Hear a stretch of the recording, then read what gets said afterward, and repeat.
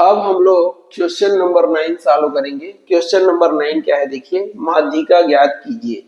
और यहाँ पर देखिए जो 4, 5, 10, 6, 7, 14, 9 और 15 दिया है, ये आंकड़े हैं, इसको हम लोग डेटा बोलते हैं। ठीक है, तो हम करते क्या है माध्यिका ज्ञात करने के लिए, तो जो दिया गया आंकड़ा है उसको सबसे पहले हम जमा के लिखते हैं।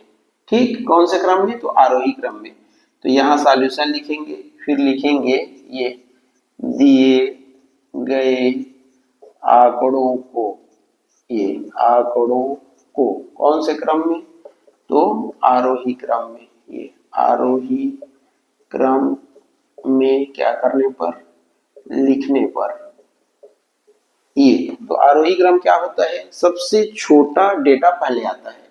तो ये 4 पहले आ जाएगा, फिर 5 आ जाएगा, फिर 6, फिर 7, फिर 9, 9 के बाद 10 आ जाएगा, 10 के बाद 14 आ जाएगा और ये 15 आ जाएगा। तो टोटल कितने डेटा है देखिए, 1 2 3 4 5 6 7 8, 1 2 3 4 5 6 7 8। अब हमको कंफर्म हो गया कि कोई भी डेटा छूटा नहीं है। ठीक, अब यहाँ पर ये जो डेटा दिया गया है इसी को हम बोलते हैं पद। तो ये देखिए 1 2 3 4 5 6 7 8, मतलब यहाँ टोटल कितने टर्म है, कितने पद हैं, 8। ठीक, तो 8 क्या है, सम संख्या है कि विषम संख्या है, तो सम संख्या है। तो यहाँ लिखेंगे, ये हम ऑब्जर्व किए ना, तो ऑब्जर्वेशन को निरीक्षण बोलते हैं। निरीक्षण से स्पष्ट है कि पदों की संख्या, ये पदों की संख्या को n बोलते हैं। तो निरीक्षण से स्पष्ट है कि पदों की संख्या n बराबर 8। ठीक, जो कि क्या है, एक सम संख्या है। क्या है, सम संख्या है। ठीक, अतः ये अतः माध्यिका क्या होगी, तो माध्यिका बराबर होगी 1/2।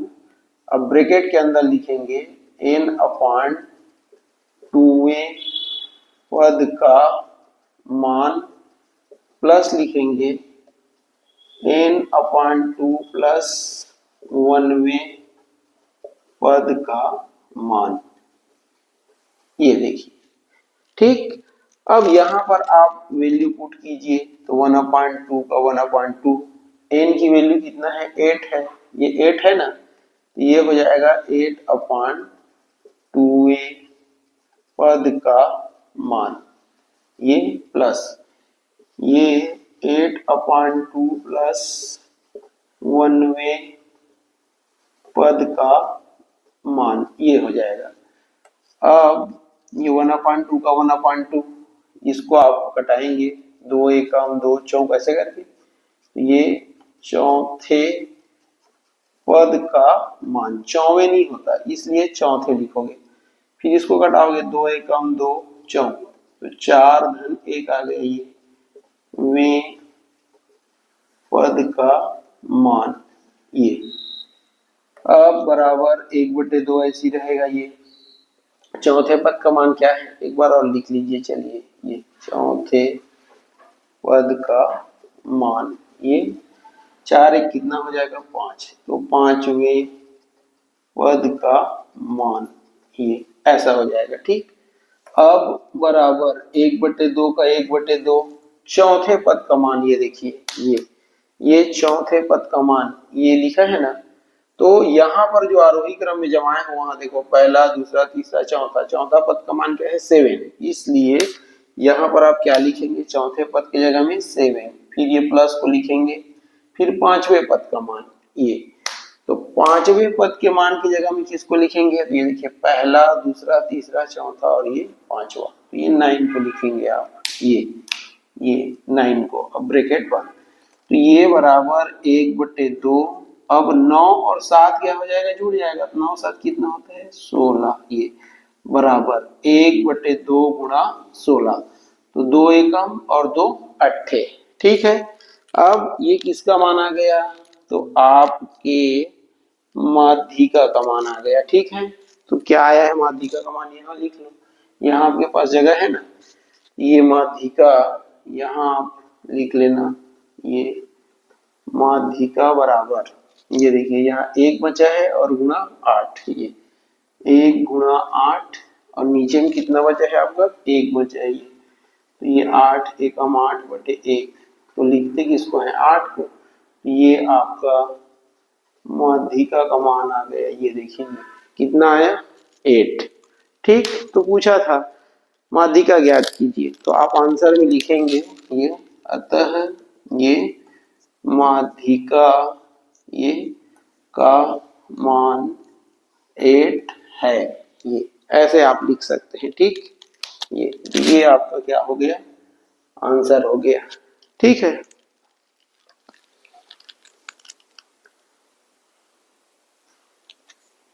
अब हम लोग क्वेश्चन नंबर 10 को सॉल्व करेंगे। तो 10 क्या है देखिए, साधारण ब्याज की गणना कीजिए बोल रहा है। यदि मूलधन कितना है 4000 रुपए, दर कितना है 6% और समय कितना है 3 वर्ष।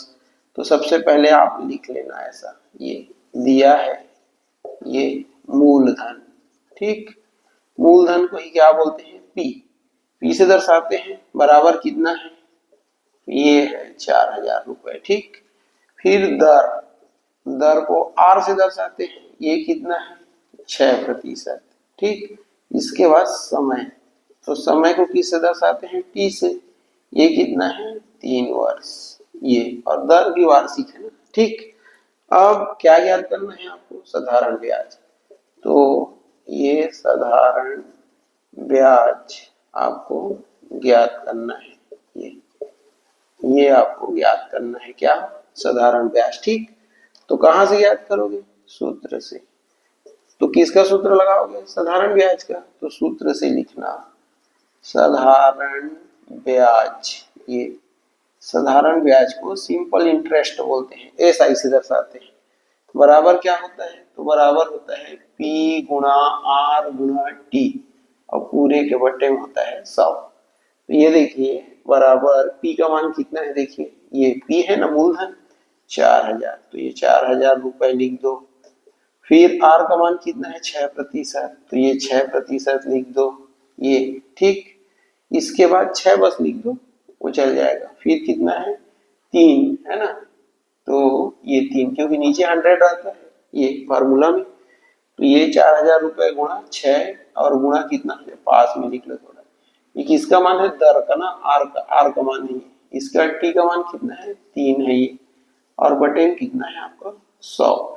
ये देखिए 2 शून्य से ये 2 शून्य कैंसिल हो जाएगा, तो बचेगा क्या 40 रुपए गुना 6 दिए कितना हो जाएगा 18।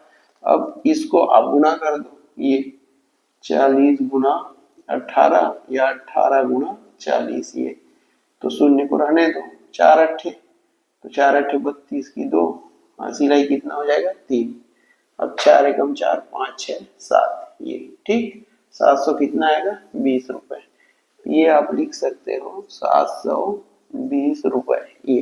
ये क्या आ गया आपका साधारण ब्याज, ये क्या है आपका साधारण, ये साधारण ब्याज, ये आ गया आपका।